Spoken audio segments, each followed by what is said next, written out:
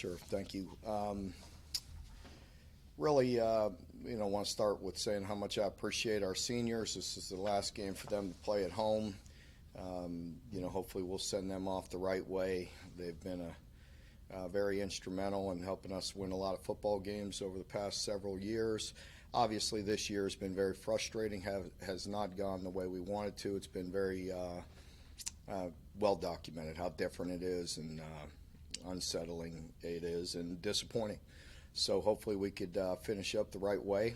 Last week was a lot like the week before.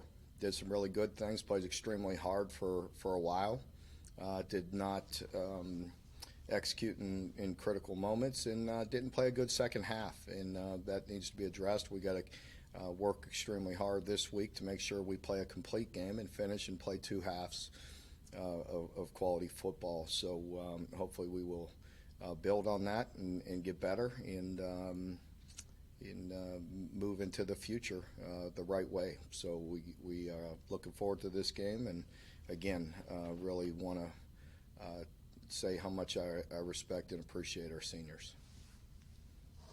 All right, if you have any questions? I also need to probably say it's different. Getting ready for South Carolina, not having Will on the opposing sideline. I really have a lot of respect for Will and the work that he's done and just the competitor that he is, and so won't be the same competing without him being over there as well. Josh? Hey, Mark, you kind of got into it there, just how strange this year's been, but you guys, both you and South Carolina are the only two teams that managed to get through the whole year. Knock on wood, I guess you got a few more days still. Right. But, with your schedule, I know it kind of got shuffled a little bit, but you played, every week you were supposed to play. I guess, you think that's just been mostly good luck, or what do you think you guys maybe have done differently? Both programs, I don't know how much you've talked with them. Well, you mentioned the word luck. I'd say it's just a matter of circumstance. It's very different. In hindsight, the teams that really, I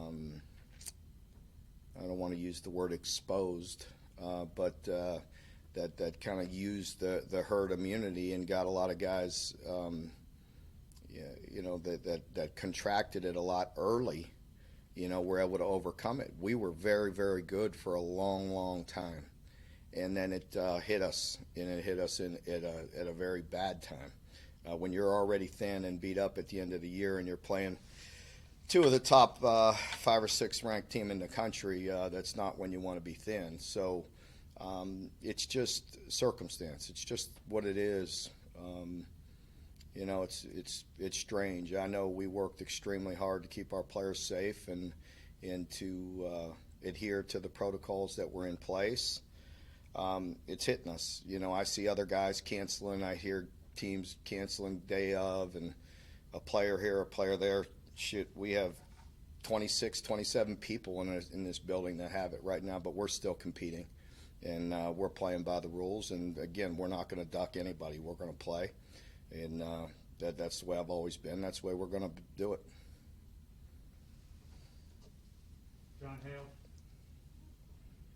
Mark, yesterday J.J. Weaver's mom said he tore his ACL Saturday. Just what's the update on his status and I guess the prognosis for if he's going to be ready for next year too? He's got a serious lower leg injury, and he'll be out for some time, and we're extremely disappointed for J.J. He was arguably playing as good as anybody on our team.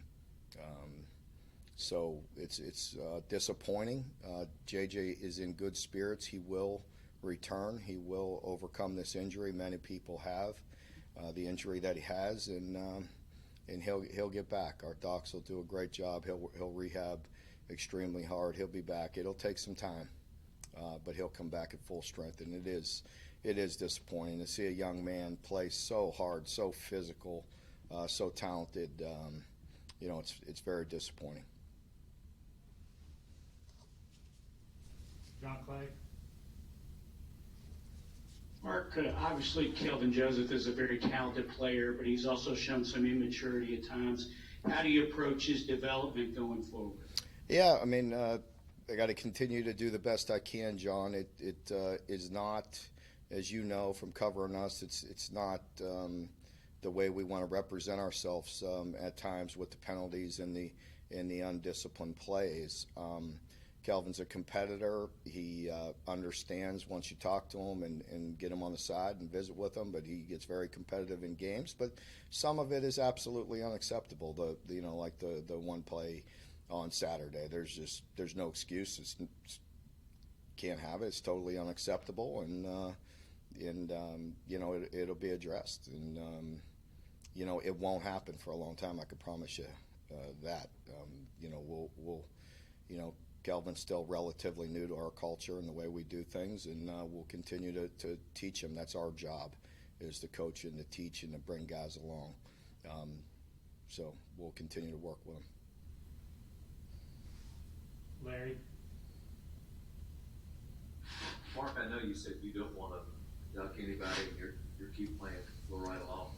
But could you just give us an idea how tough this year has been emotionally and mentally, players and staff and everything from all that you all have dealt with? Yeah, it's hard to put into words, Larry. It is. I don't really want to get into specific words in detail how difficult it is, because people will say it's an excuse. I think you and I personally know, and I could talk to you about it, and I know it's been definitely one of the most trying times, certainly one of the most trying coaching experiences of my life, and I've been through some tough ones. I don't really want that to be the headline, because it's about the players. I am paid to do this job. I accept it. I can shoulder it. I'll be fine. I do care about our players, and I do care about their mental and physical well-being, and it's been very, very trying on them. Gary?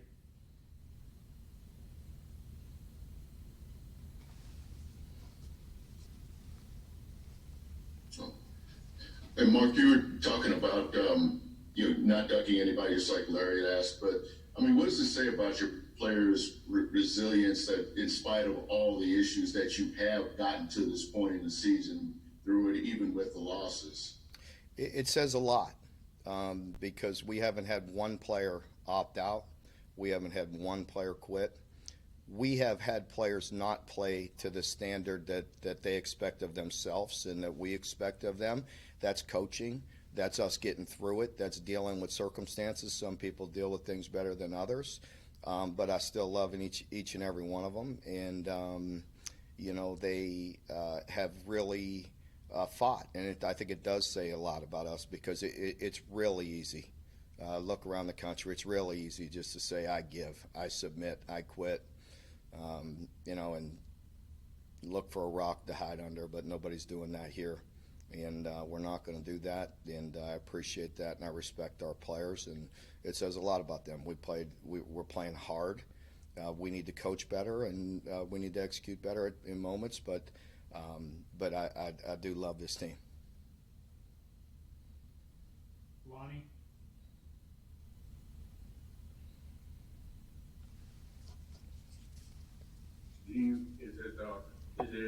What is the chance of getting Justin Reed back? I realize there's more people out than Justin, but given the emphasis that you like to put on the way you like to run your offense and what have you, and your 12 personnel and all. Yeah. I was wondering if you had a chance to get him back, and in addition to that, how to put him a base plan. Yes. Hopefully we will get Justin back. It's good to get Bates back out there.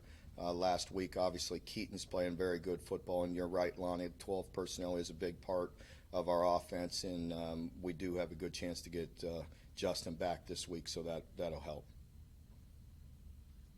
Mark?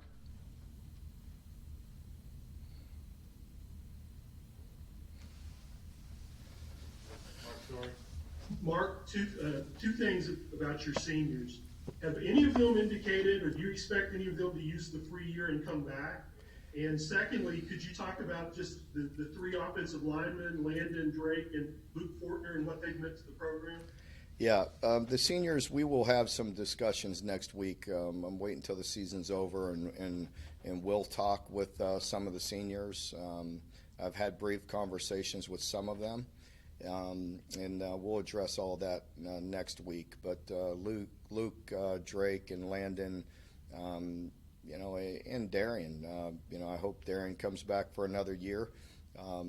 But those three guys and Darian, they've been rock solid for many years and have meant an awful lot to the program. You cannot ask for better young men than the three guys you just mentioned there, and again with Darian. Just incredible people, great leaders, work extremely hard on that field every day and have come to play every day for a long time. So very appreciative of them. Derek? Mark, I was wondering with Vito Tisdale being listed as one of the guys at Jack, I was wondering how much he's practiced there and how comfortable would you be having him out there? Should have been listed at Sam because he plays that position. You see him in there. We call that a medium personnel. So it's our base personnel calls with a defensive back in there. So he's been doing that. He can do that. He could run any call we have, just with a defensive back rather than an outside backer. So he's been doing that. But with the injury to JJ, we can move Boogie back over to Jack and play Jordan Wright and Vito at the Sam nickel. Josh? Mark, you mentioned a few minutes ago about the not having anybody opt out. That's what I wanted to ask about, was just had those conversations, if any of those conversations happened where guys maybe came to you and were on the fence, and I don't expect you to name anybody specifically, but if that, I guess how do you work through those conversations, and what do you think has been different for you guys? Because pretty much everybody else has had players step away. I don't know. I hope it's the long work that we've done with the culture of our program. I hope it's because of the obligation that they have for each other. And, I haven't had to ask anybody to come back or to try to talk them into it. I would never do that. If that's what they wanted to do, then I'd shake their hand, thank them, and move them on their way. There's nothing else you can do. And listen, I understand there's good reasons, and I'm not criticizing anybody. I'm proud of the fact that nobody on our team has done that. But that's not to say that people don't have their reasons and they're valid and they're good. But each individual, each person must do what's right for them. But I think it does say a lot for our program and our team that we haven't had anybody. And I certainly haven't had to sell anybody on staying. No, I wouldn't do that. John Wall? Mark, you've gone the whole year watching opposing receivers make plays on your team. How great was it to finally see somebody like Keaton come through and make the play that he made? And what is the plan for kind of upgrading the passing game in the coming year? Yeah, there's no denying that, John. That we need to improve.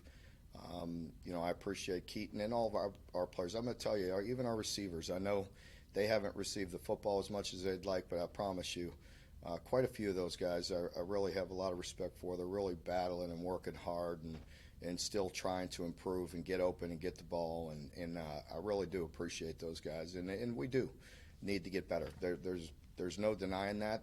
Some of the football that we've put out there is unacceptable, and that's my job as the head coach to look at that and address it and improve. I don't want to get into specifics. There's no time for pointing fingers and doing all that right now. But I have to continue to move the program forward. There's no doubt in my mind that I have to continue to look at all things and improve and get better, and I will certainly do that after this week. John Hale?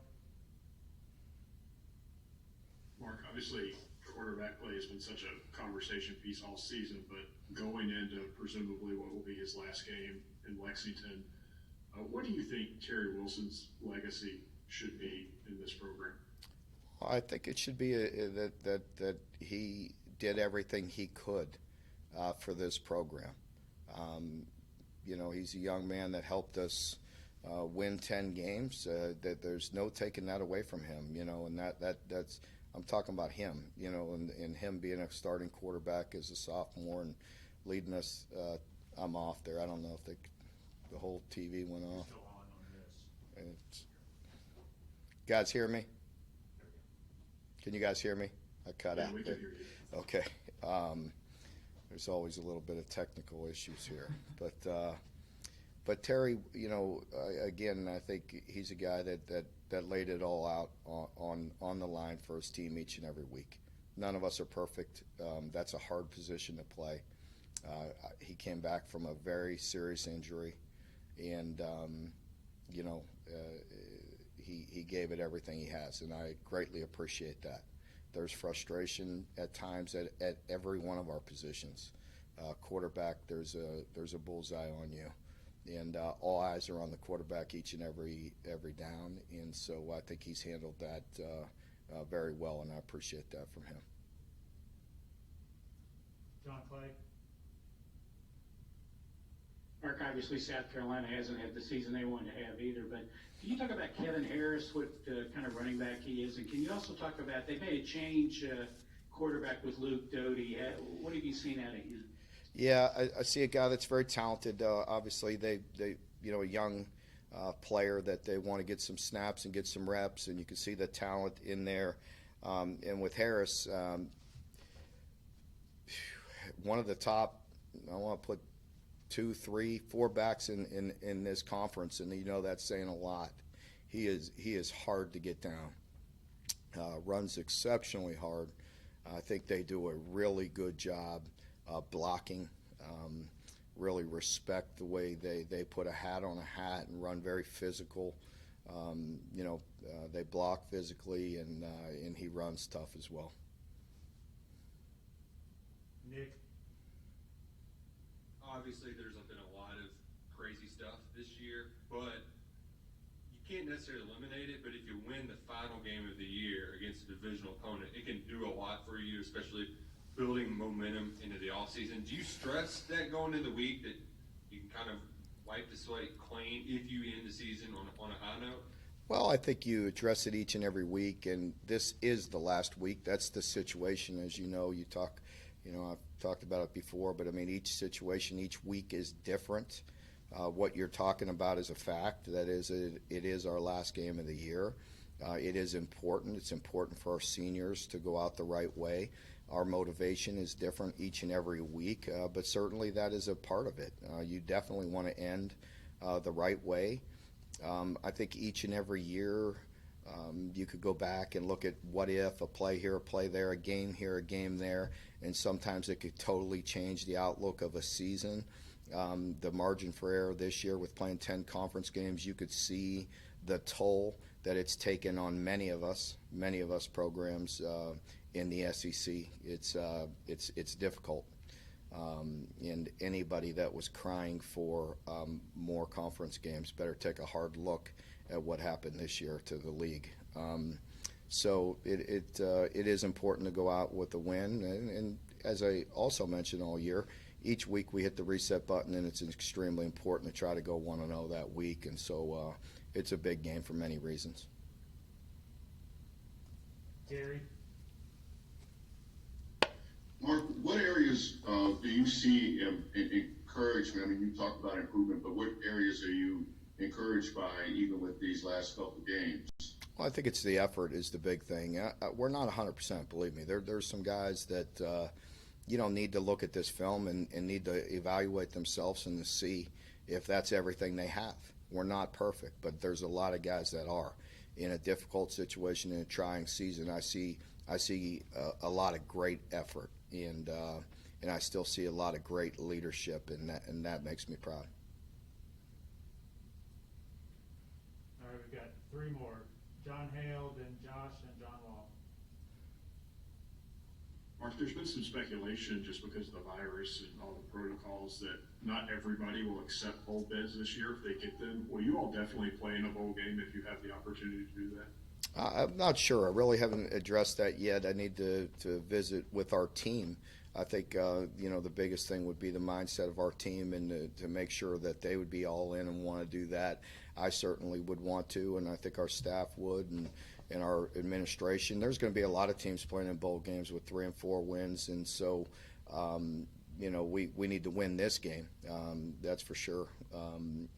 But I'll address that next week, and it'll really be the temperature of our football team. I definitely don't want to go in there half-hearted. I want to go in with all-in mentality and ready to play and compete.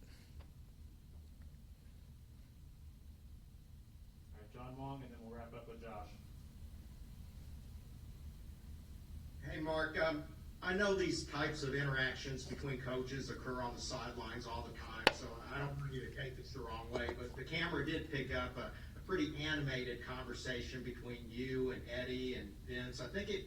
I may be wrong, but it might have been right before the Keaton Upshaw touchdown pass. I didn't know if you remember what was going on during that, but more importantly, what is the dynamic between you and Eddie, especially when your team has the ball?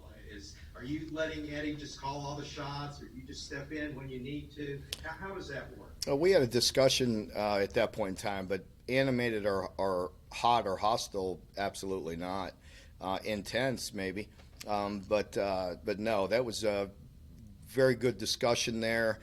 We talked about a couple things, and then ultimately I said, do what you want. Do what your gut, do what you practiced, trust your instincts, and call the play, and he did. Eddie called it, and we scored. And so, I try to stay out of that as much as I can. I have some input, but I try to leave that up to Eddie and the offense staff.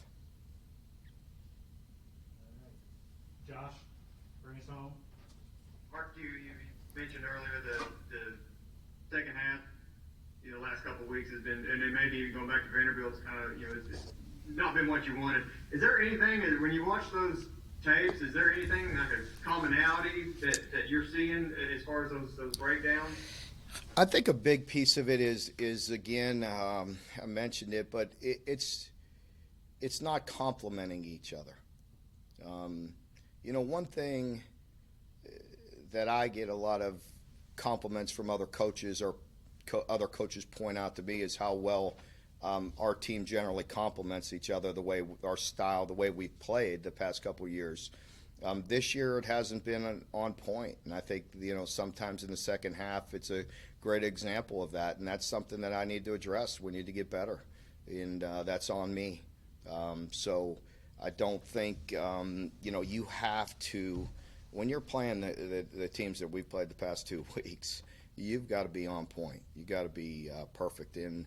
And, whether it be offensively, sometimes it's some of our best players, but it's like one play. And then maybe, 2 or 3 plays later, it's another player, just one play. And ultimately, it comes down to me getting everybody to play together and to play, complement each other as a team. We're not dynamic enough on any one side to just take over a game.